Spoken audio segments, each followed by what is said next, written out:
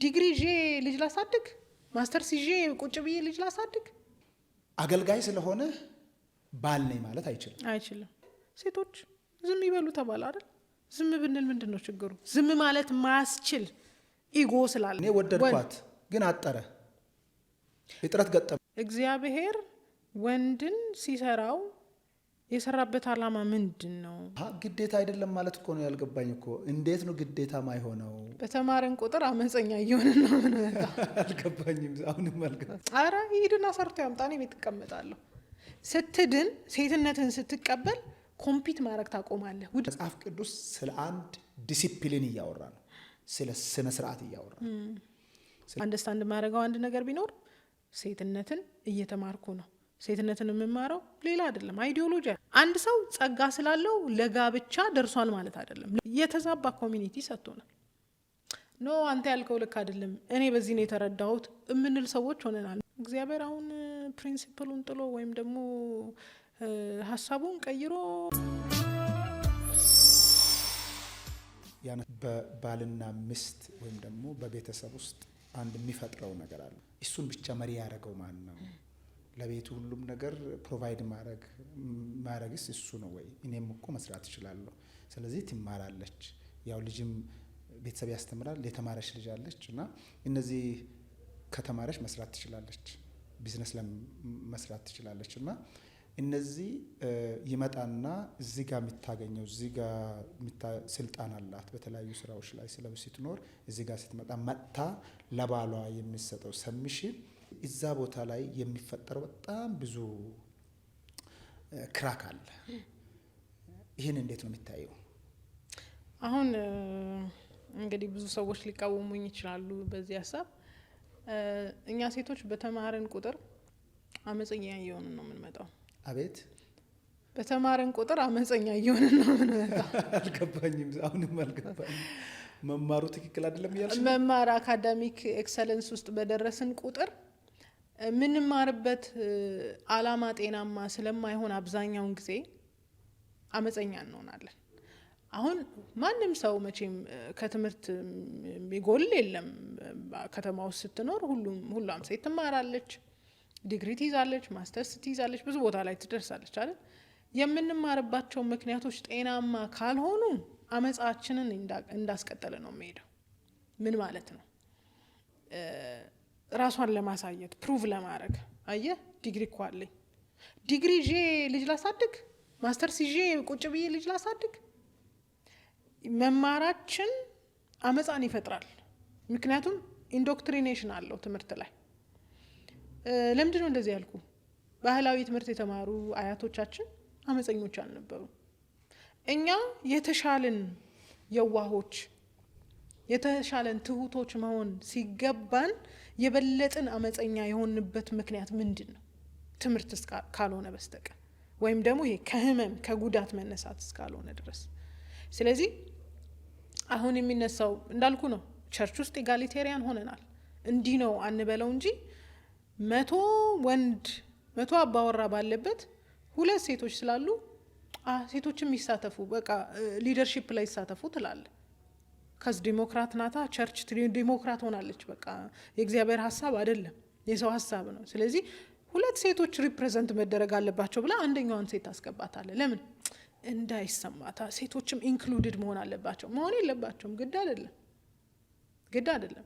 ሊደርሺፕ ላይ እያንዳንዱ ቦታ ላይ ወንድ መጎልበት ካለበት ወንድ ይጎለብታል፣ ግዴታ አይደለም።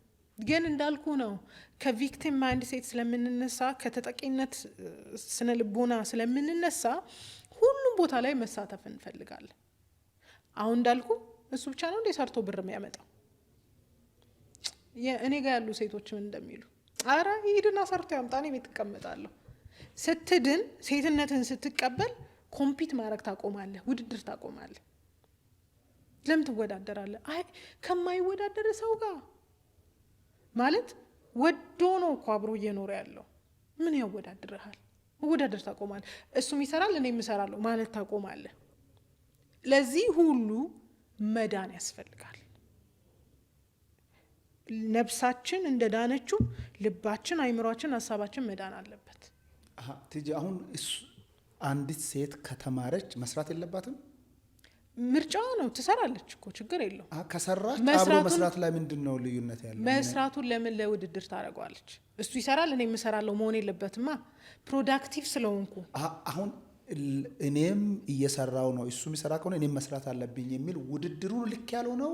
ስራ ለመስራቱ ነው ልክ ያለው። ውድድሩ ልክ አይደለም። ውድድር አሁን ምሳሌ 31ን ስታነሳት ባሏ በሸንጎ መሀል ይቀመጣል አይደል? እሱ በሸንጎ መሀል ስለሚቀመጥ እኔ እቀመጣለሁ አትልም። የእሷ መንገድ አላት፣ ቢዝነሷን ትሰራለች። እሷም እኮ ሰራተኛ ናት ይላል እኮ። ሰራተኛ ናት፣ ከእሱ ጋር ተወዳድራ አይደለም የምትሰራው። ደስ ብሏት የሚል ቃል የለም 16 ላይ ደስ ብሏት አይደል? በደስታ ነው የምትሰራው፣ በውድድር አይደለም። ስለዚህ ፈልጋ ስለ ጉዳዩ ኢንቴንሽናሊ ትኩረት ሰጥታ ውስጧ ስላለው ፓሽን መንቀሳቀስ አለባት እንጂ ከባሏ ጋር ውድድር አታርግ ነው። እሱም ስለሚሰራ እኔ የምሰራለው ጤናማ አይደለም። ሌላው ታዲያ እሱ እየሰራ ሌላውን የተማረችውን ቁጭ የሚያደርግስ ባል ትክክል ነው ትያለሽ? ፈልጋ ነው የተቀመጠችው። እሱ አንቺ እኔ እየሰራው ነው አንቺ ቁጭ በይና ልጆችን አሳድጊ። እንደዚህ አይነት ባል ቢመጣ ማለት ነው እኔ ጋር ያሉ ሴቶች አጨብጭበው ነው የሚቀበሉት። እንዳልኩ ነው፣ መዳንን ይጠይቃል። ከኮምፒቲሽን ስፒሪት መውጣት ይጠይቃል። ደህንነት ልክ እንዳልኩ ነው። ነፍስ እንደዳነች ስጋም መንፈስም ሀሳብን መዳን አለበት። ሴት ልጅ ቤት ላይ ቁጭ ስትል አእምሯ ብዙ ጊዜ እሱ የእሷ ጉዳይ ነው። ይኸውልህ አሁን ዓለም ላይ ያለው እንትን ኢንዶክትሪኔሽን እሱ ነው። አንተም ቸርች ውስጥ ያለውን እየነገርከኝ ነው ያለው። ቸርች ብቻ ሴት ልጅ ቤት ላይ ቁጭ ስትል አእምሯ ይበተናል፣ ሰላም ታጣለች። ቁጭ ማለት ለወሬ ወይም ደግሞ ለሆነ ነገር ራሷን የተጋለጠች ትሆናለች የሚል ኮንሰፕት አለ። ይሄንን ቁጭ በምትልበት ቤት ላይ ቁጭ ከምትል ስራ ስትይዝ ነው የተሻለ ከኃጢአት ራሷን መዳን የምትችለው አይደለም። ከኃጢአት መዳንም ጨመረ። ያው ብዙ ጊዜ እንደዚህ የተከፈተ አእምሮ ምንድነው ስራ የፈታ አእምሮ ለኃጢአት እሱ ልክ ነው ክፍት ስለሚሆን ለምን ስራ ትፈታለች? አምናበት ስለማትቀመጥ ቤት ውስጥ የምትሰራው ነገር ቀን ሙሉ አሰራማ። ይኸውልህ እኔ ቤት ነው የምውለው፣ ቤት ነው የምቀመጠው። የመጀመሪያ ስራዬ ልጄን ማሳደግ ነው። ባሌ እዚህ ስለሌለ እሱን መንከባከብ እድል የለኝም። ልጄን ማሳደግ ነው ዳስ ነምበር 1 ፕራዮሪቲ። ከዛ ግን ቁጭ አልልም። ስራ አለኝ፣ ቤት ውስጥ የሚሰራ ስራ አለ። እንደው ስራም ባልሰራ ጊዜ ይሄድልኛል። ችግሩ የሆነ ችግሮችን እያነሳው ሳውጠነጥን ነገር ስፈታ ስገጥም አሉለ። ለምን ልቤ ምን ላይ እንዳረፈ አውቃለሁ። ቤት የተቀመጥኩት ፈልጌ ነው፣ ፈቅጄ ነው። አልቀመጥም ቤት ብዬ አውቃለሁ። ዋጋ ከፍያለሁ። አልቀመጥም ብዬ ልጅን ለማሳደግ አልቀመጥም። ለምንድን ነው የምቀመጠው ብዬ አውቃለሁ። በውድድር መንፈስ እያለው ማለት ነው። አሁን ላይ በደንብ አልሰማኸኝም መሰለኝ። እኔ ጋር ያሉ ሴቶች ማለት ሴትነታቸውን የሚወዱ የተቀበሉ በጌታ ብቻ የሆኑ አይደሉም። ሌላ ሃይማኖት ተቋማት ያሉት አሉ። እንደዚህ አይነት ወንድ ካለ ተቀመጪ አንቺ ቤት እኔ ሰርቼ እመጣለሁ የሚል ወንድ ካለ አጨብጭበው ነው የሚቀበሉት። ቴንክ ዩ በቃ ለምን ተፈጥሯችንን እኛ ክሌም አድርገናል። በቃ ሴት ልጅ ስራ ከምትሰራ ቤት ላይ ብትቀመጥ ነው ኢትዮጵያው ብዙ ጊዜ የሚፈልግ። መቀመጥ ግን ባንለው ጥሩ ነው። ከዚህ መቀመጥ የለውም። እሺ መቀመጥ ኢንሰንስ ያው ቤት ውስጥ ስትሆን ከልጆች ጋር ስትሆን ልጆችን ኬር ስታረገው ስታሳድገው ነው ደስተኛ የሚሆነው ኢትዮጵያዊ ወንድ ማጆሪቲው። ያ ማለት ሁሉም ማለት አይደለም። አንዳንዶች ደግሞ አይ ለምንድን ነው ብቻዬን ስቃዬን የሚበላው?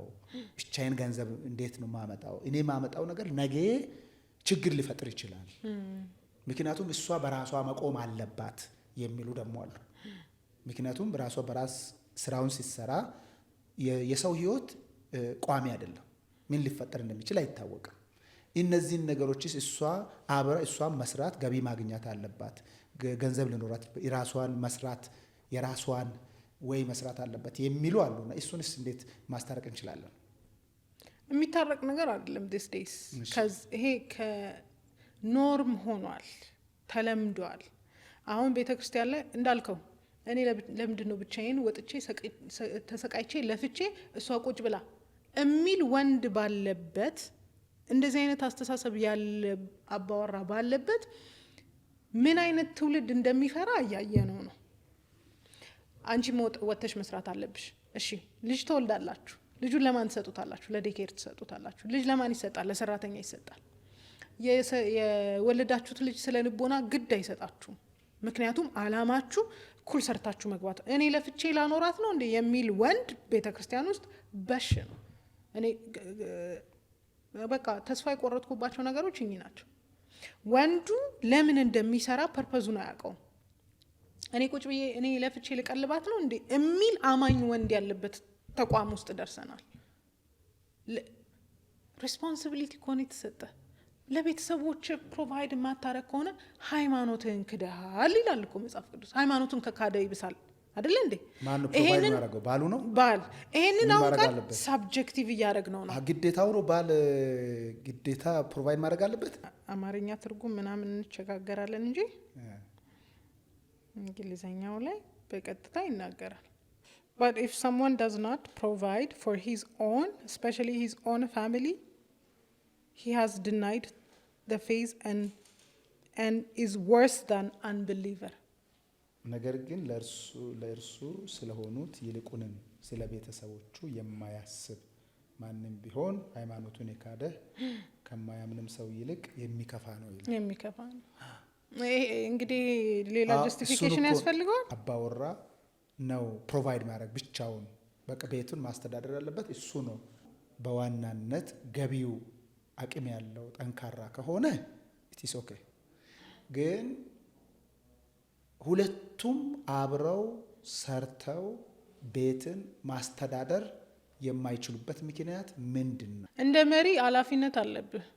መሪነት ስልጣን አይደለም፣ ኃላፊነት ነው። ኦኬ ባል መሪ ነው።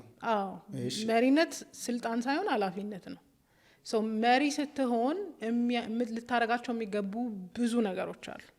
ለምሳሌ ዲስፕሊን ሊኖርህ ይገባል፣ ወይም ደግሞ ይሄ መጽሐፍ ቅዱሳዊ ስነ ምግባር ሊኖርህ ይገባል። እግዚአብሔር እንደተናገረው ክርስቶስ ቤተክርስቲያን እንደወደደ ልትወድ ይገባል።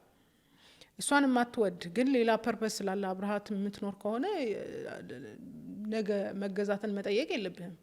አሁን ትልቁ ችግር እኔ ወደድኳት ግን አጠረ እጥረት ገጠመኝ። ረዳት ናት። ኦኬ ረዳት ናት። ታዲያ ለምን አትረዳኝም እኮ? ትረዳሃለች። ሄልፕ ሜት ስለሆነች ረዳት ስለሆነች፣ ግን ግዴታው አይደለም። ግዴታ አይደለም ማለት እኮ ነው ያልገባኝ እኮ። እንዴት ነው ግዴታ ማይሆነው? አንድ ካል እስከሆኑ ድረስ አንዱ የሚችለውን የማድረግ የሚችለውን እሷም የምትችለውን ከሚችለው ውጪ ማድረግ የለባትም።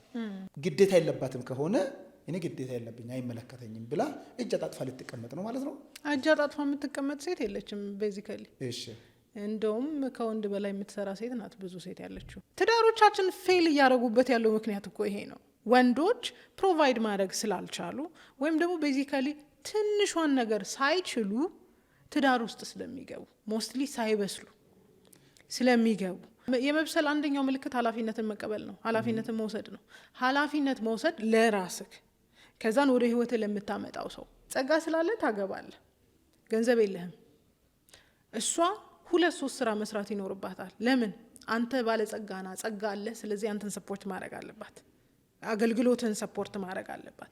ይሄ ኢሬስፖንሲቢሊቲ ይባላል። ኃላፊነት የጎደለው ሰው ነው። አንድ ሰው ጸጋ ስላለው ለጋብቻ ደርሷል ማለት አይደለም። ለባልነት ደርሷል አይደለም። ባልነት ኤቲክስ አለው። ባልነት መሪነት ነው። ባልነት ኃላፊነት መውሰድ ነው። ባልነት ኃላፊነት ነው ብለን ደጋግመን ካወራን ኃላፊነትን መቀበል አለብን። ጀስት ቢካዝ ጸጋ ስለተገለጠ በልሳን ስለምታወራ አንተ ስትሰብክ ሰዎች ስለሚወድቁ ባልነ ማለት አይደለም። ነብይ ነህ፣ ባል ግን አይደለም። ለባልነት ፐርሰናሊቲ ያስፈልጋል። ለምሳሌ እኔ ቁጭ ብዬ ነው እንዴ እኔ ለፍቼ ነው ማለት ባልነት አይደለም።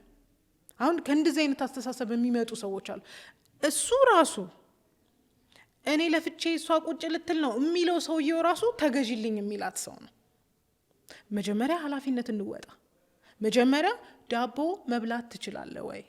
ጸጋ አለህ አይደለም? አገልጋይ ነህ አይደለም? ሳታወርዳለህ አይደለም? ዳቦ ማብላት ትበላለህ ወይ? ከበላ እሱን ሼር ታረጋታለህ፣ ትገባለች። ሁሌ ነው የምለው የአበሻ ሴት ለመከራ ነው የተፈጠረችው።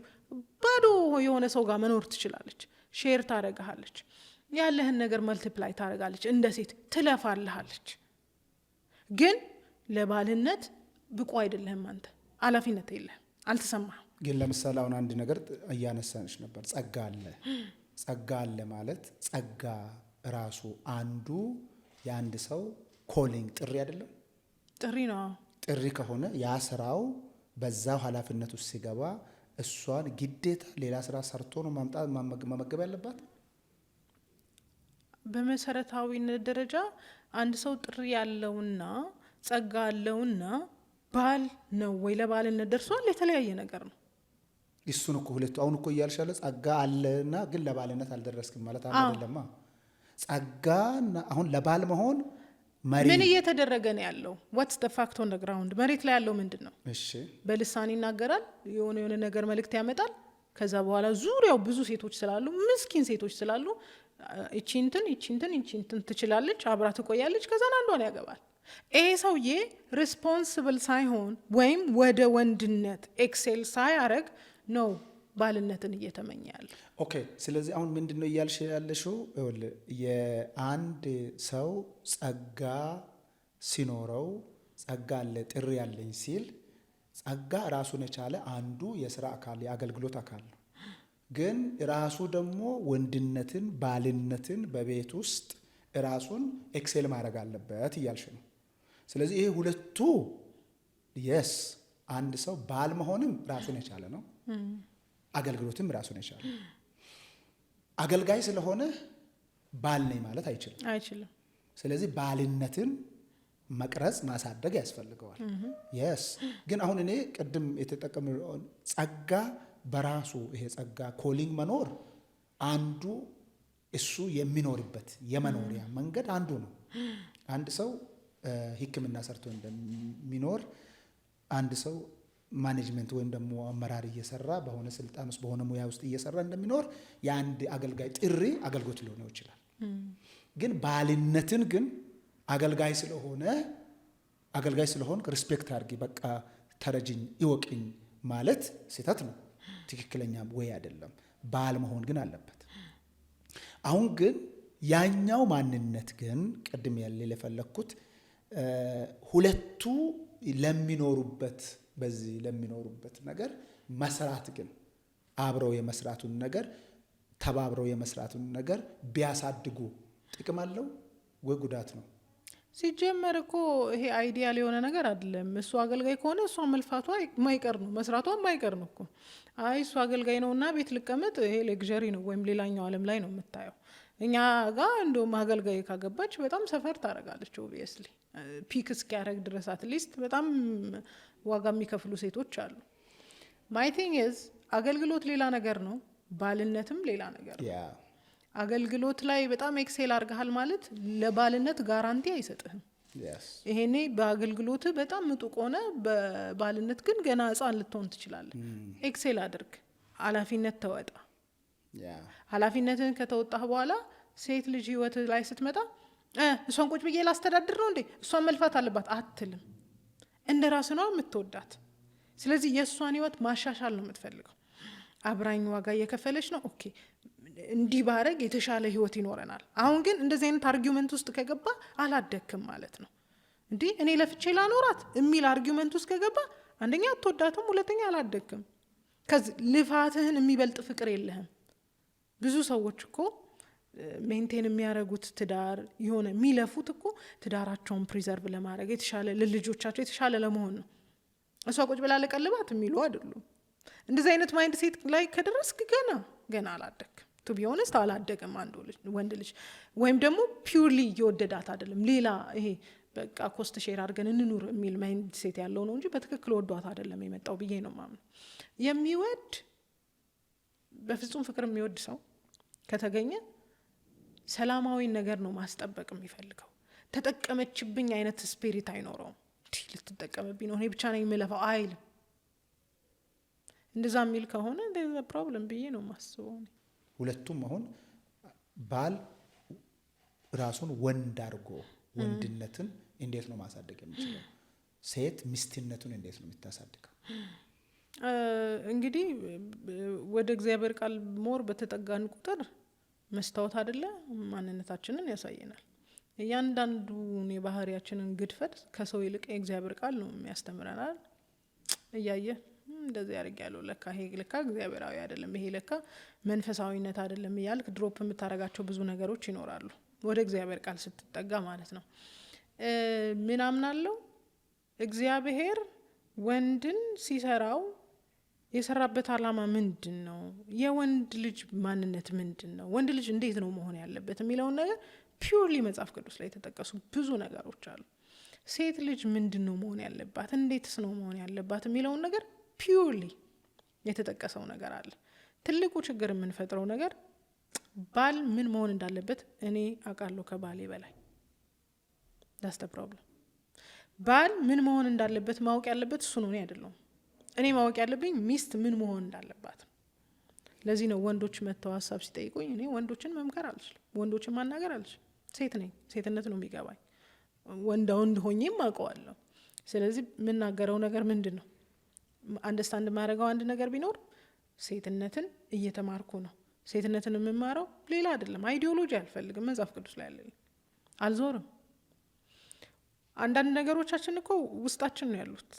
ወደ ውስጥ ስትመለከት አንደርስታንድ ታደርጋለህ እያንዳንዱን ነገር። እና ሁለቱም ኤክሴል ማድረግ ከፈለጉ፣ ባልም እንደ ባል ማደግ ከፈለገ፣ ሚስትም እንደ ሚስት ማደግ ከፈለገች በራሳቸው ጉዳይ ላይ ማተኮር። ምን አይነት ሚስት ነኝ? ምን አይነት ባህሪዎችን ብለምድ ነው የተሻልኩ ሚስት መሆነው? ምን አይነት ነገሮችን ማድረግ አለብኝ የሚለውን ነገር አንደርስታንድ ማድረግ አለባት። ሴም ዌይ እሱም ጥሩ ባል እንዴት ነው፣ ባል ለመሆን ምን ማድረግ አለብኝ፣ እንዲህ ለመሆን ምን ማድረግ አለብኝ የሚለውን ነገር በራሱ መንገድ ሂድ። ከዛ ይጋጠማሉ እኮ።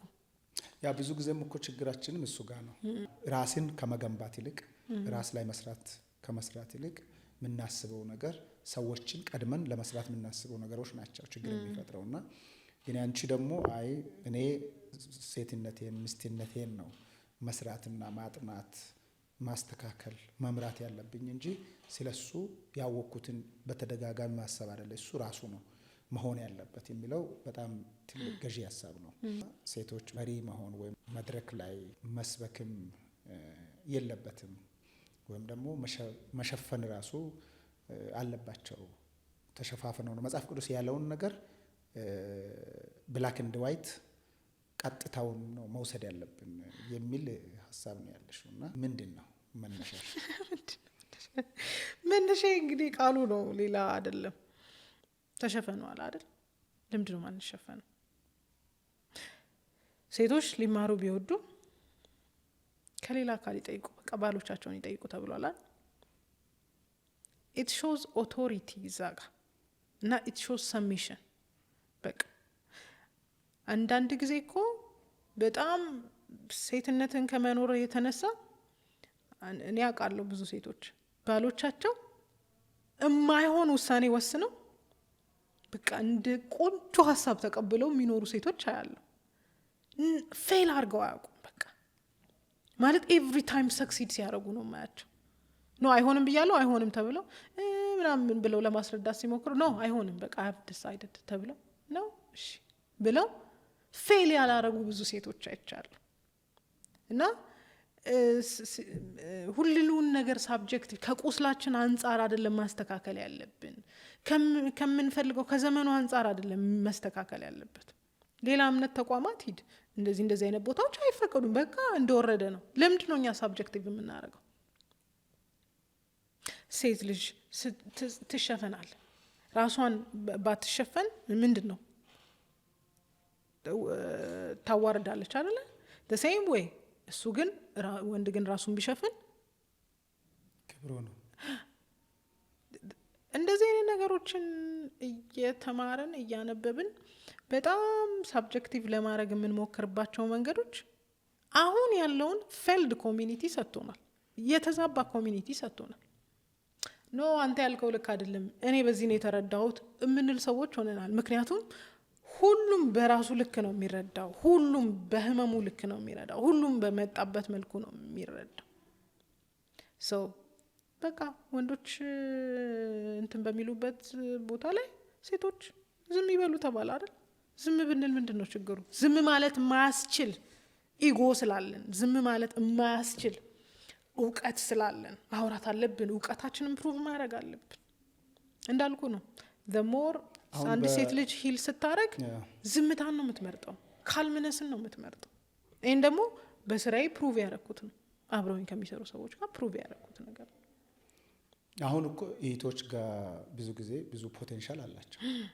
አሁን ኮሊንግም ጥሪውም አላቸው።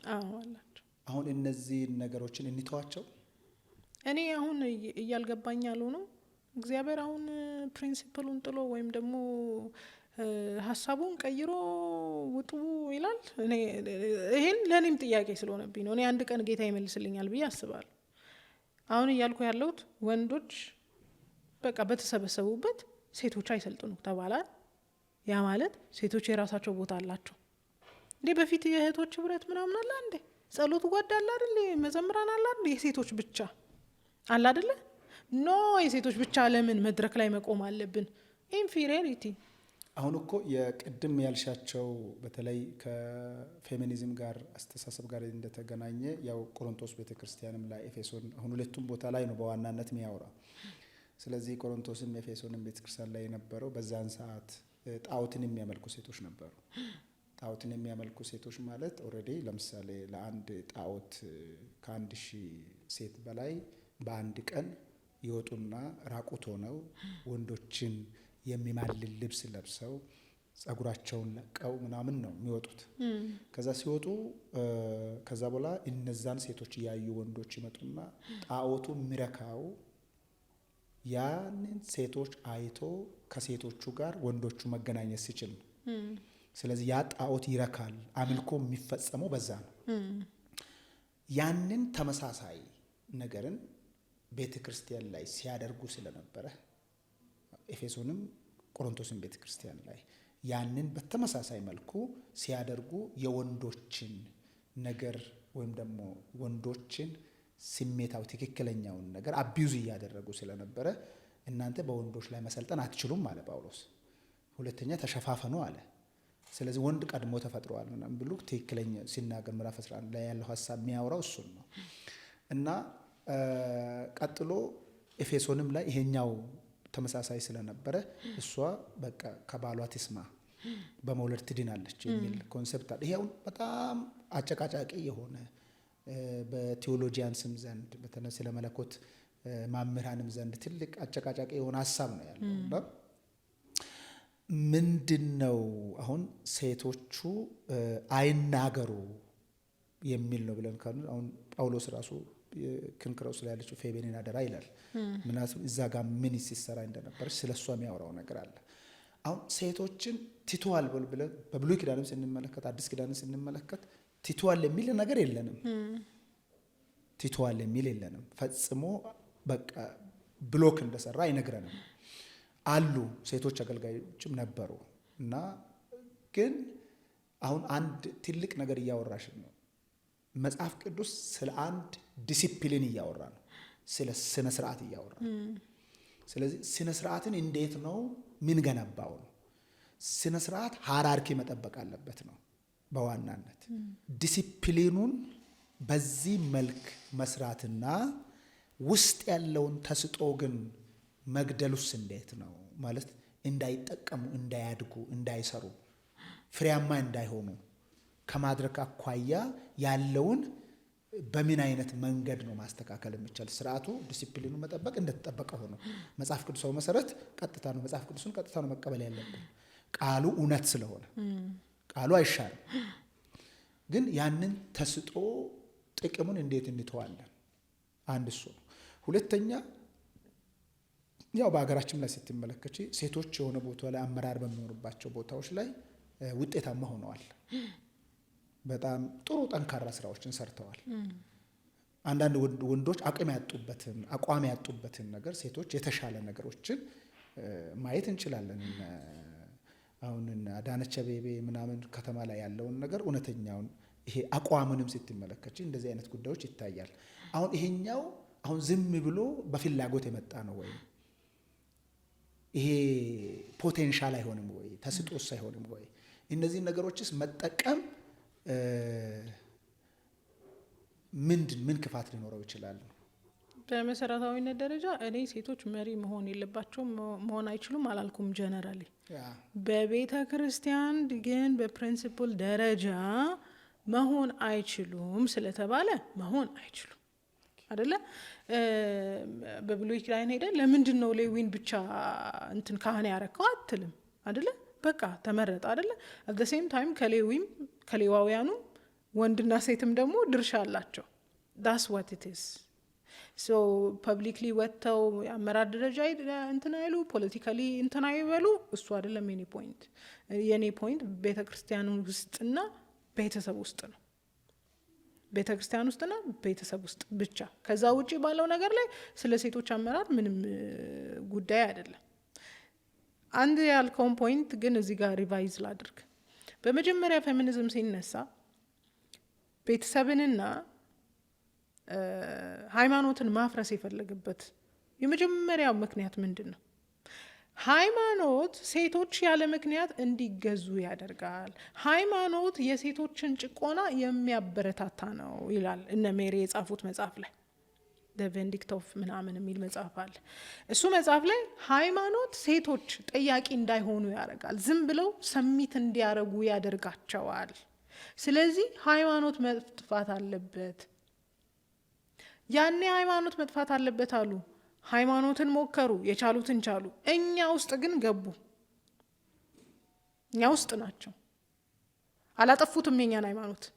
እኛ ውስጥ ግን ሊደርሺፕ ላይ አሁን ኮላር የለበሰች የሴት ቄስ ታያለ በቀደሙት ቤተክርስቲያን ላይ ገቡ። እኛ ውስጥ ከውስጥ አይደለም ቤተክርስቲያንን እያፈረሱ ያሉት። they are in between ውስጥ ናቸው።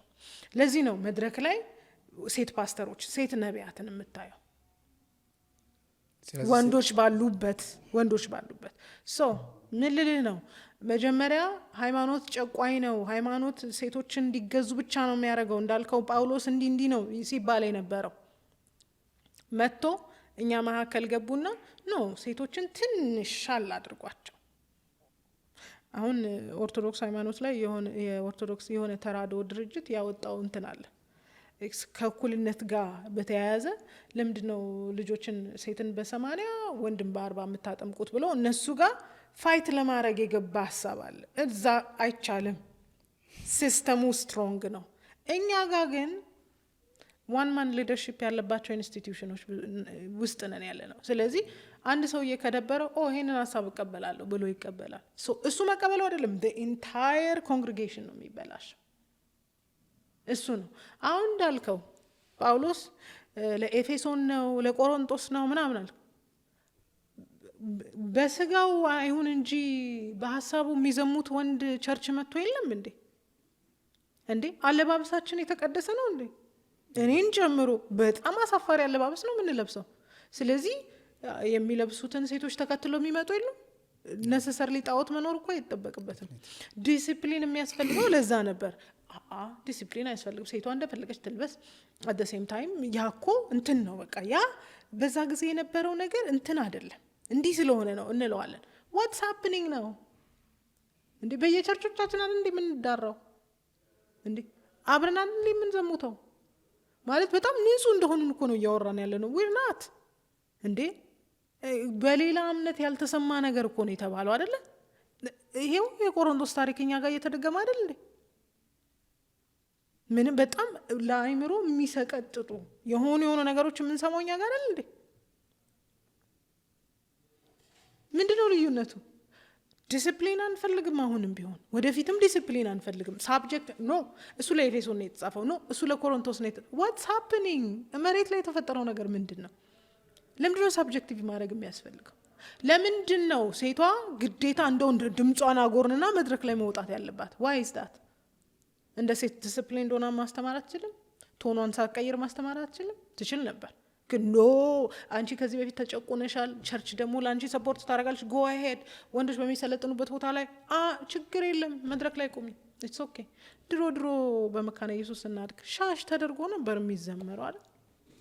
ዳት እሱ አውትዴትድ ነው። መዘመን አለበት እንዴ? ምን ችግር አለ? አይደለ? በጣም ሳብጀክቲቭ እናደርጋለን እኛ። ትልቁ ችግራችን ይሄ ለፌለራችን ምክንያት ይሄ ነው። አንዳንድ ነገሮች እኛ ጋር እንዳልነበሩ ነው አሁን የሚወራው። እናንተ ጋር እንደፈለጋችሁ ነው አላም ኧረ እኛ ጋር እንደፈለግን አልነበረም። ከሆነ ዘመን በኋላ የመጣው አንዳንድ ተቋም ነው እንደዚህ አይነት ነገር ያመጣው እንጂ እኛ ጋር እኮ ዲሲፕሊን ነበር ብትልም ብታስረዳም አይመጣም። ምክንያቱም አክቹዋሊ እየሆንን ያለነው ነገር ከባድ ነው። ከዛ ዲሲፕሊን መውሰድ አንችልም፣ ግን ብልግናችንን እየሸፋፈንን ኃጢአታችንን እየሸፋፈንን እየኖረ ነው። አይ ነው አሁን በተለይ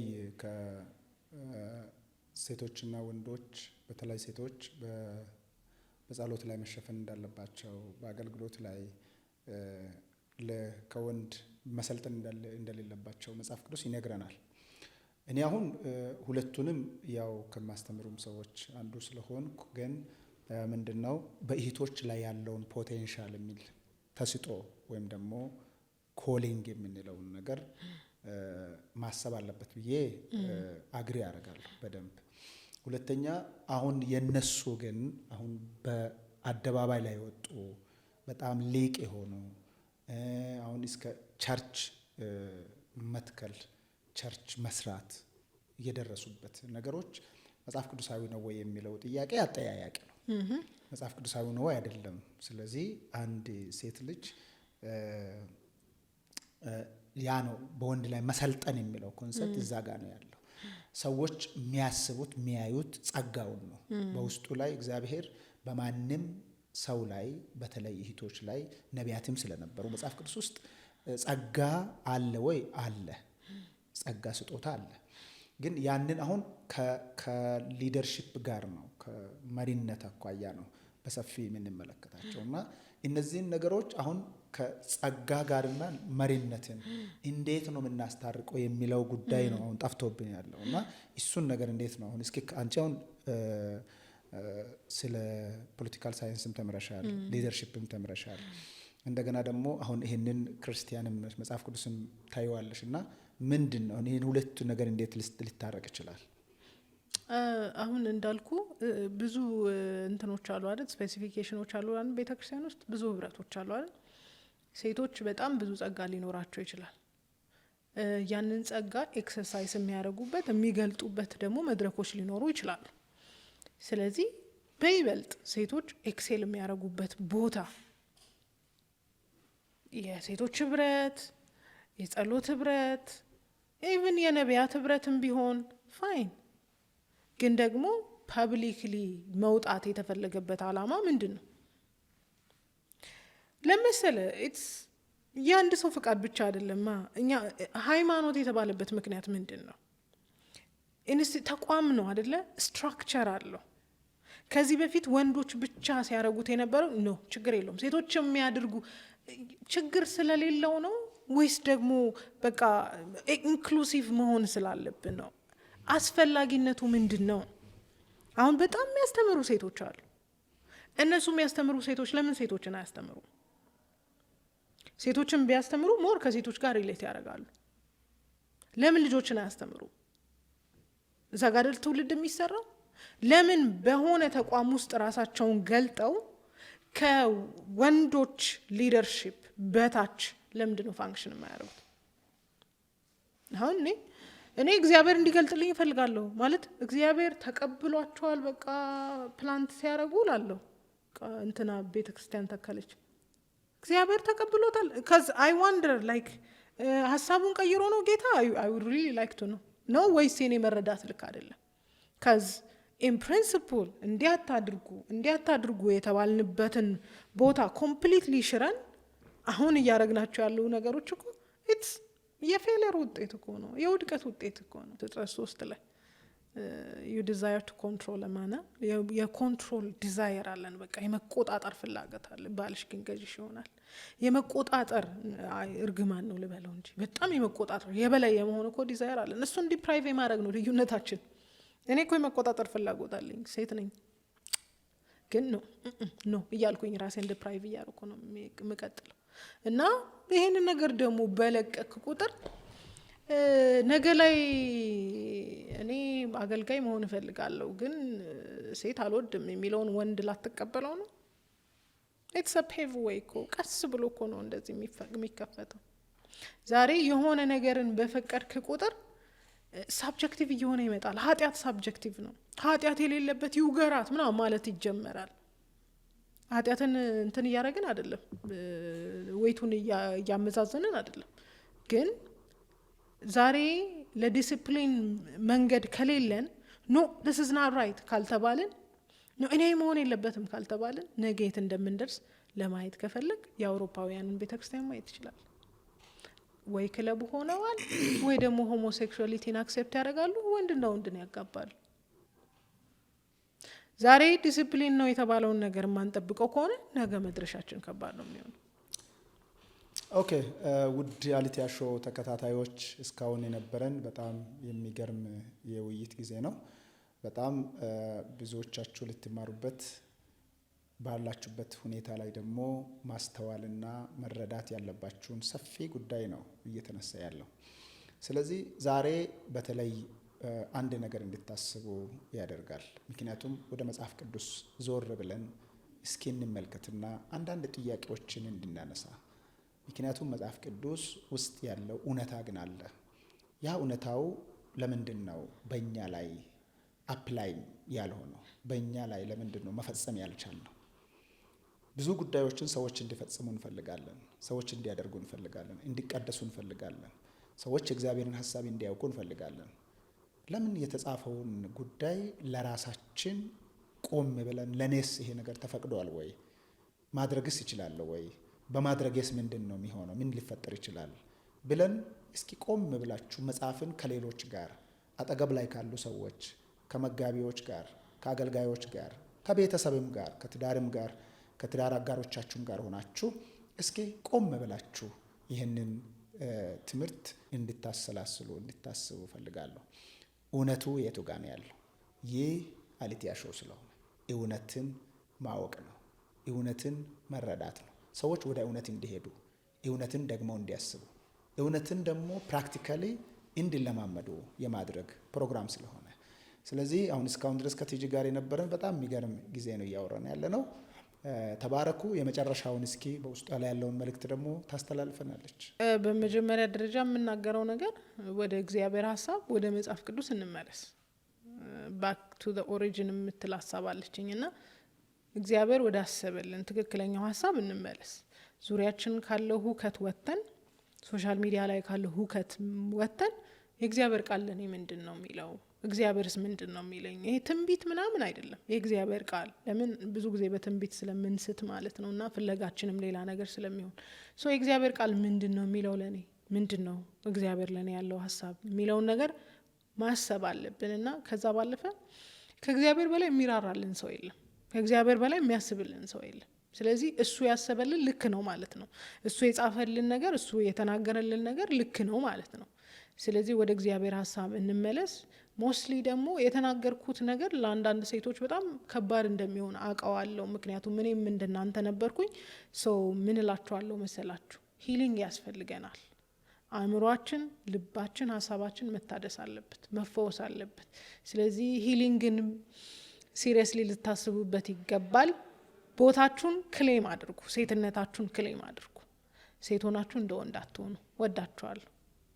ውድ አሊቲያ ሾው ቤተሰቦች እስካሁን የነበረን ቆይታ በጣም መልካምና ጥሩ እንደሆነ ተስፋ አድርጋለሁ። ምክንያቱም ብዙዎቻችሁ ወዳችሁና ፈቅዳችሁ በዚህ ስፍራ ላይ ስትከታተሉ የነበራችሁ እግዚአብሔር ዘመናችሁን ይባርክ።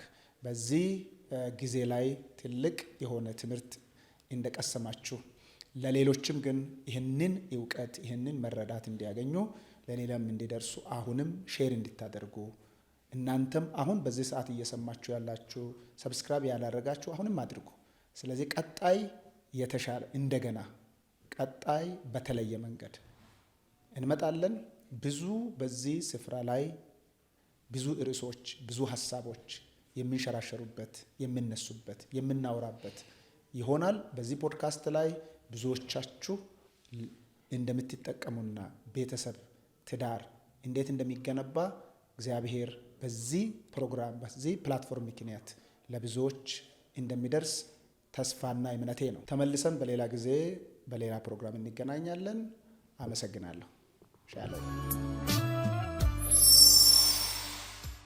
ጥያቄ አስተያየት ሲኖራችሁ እንደገና ደግሞ ኢንቦክስ እንድታረጉ ይህንንም ጉዳይ ደግሞ ለብዙዎች እንዲደርስ ሼርም እንድታረጉ ሰብስክራይብ እንድታረጉ የዳውል ምልክትም እንድትነኩ ይህንን እየጠየቅኩ ነገር ግን አሁንም ቁጭ ብላችሁ